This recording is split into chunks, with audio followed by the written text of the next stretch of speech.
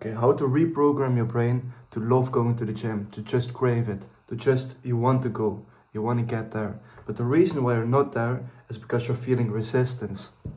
So why are you feeling this resistance? It's probably because you're thinking about the actions that come with going to the gym, packing your gym bag, going or biking to the gym, however you go to the gym. Maybe it's a long drive or long walk or long bike ride. It can be anything. But you're so focused on that, on doing the actions, on getting out of bed, putting on your gym clothes, making your bag, going to the gym, that you just don't want to go.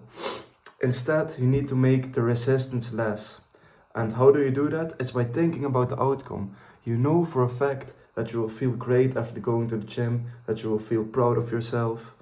And you should always keep that in mind. You should only be thinking about that.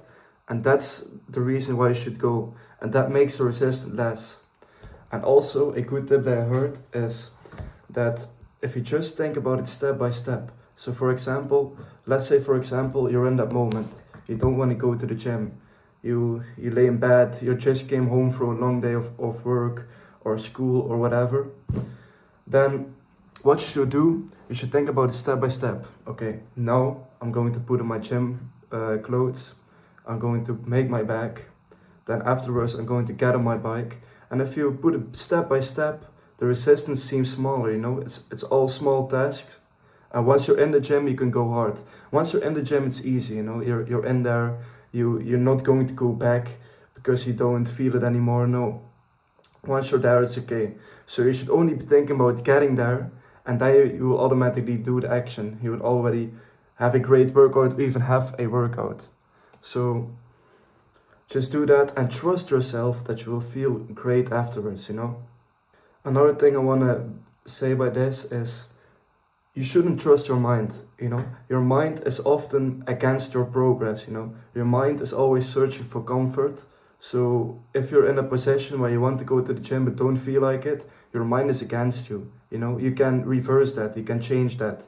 You should understand that, you should get the insight that your brain is not with you with this. Your brain is generating excuses. Your brain, if you always listen to your brain and your emotions and not your intuition, then you just can't get anywhere because your brain will always want to stay in that comfort zone and don't want you to go, don't want you to make the progress.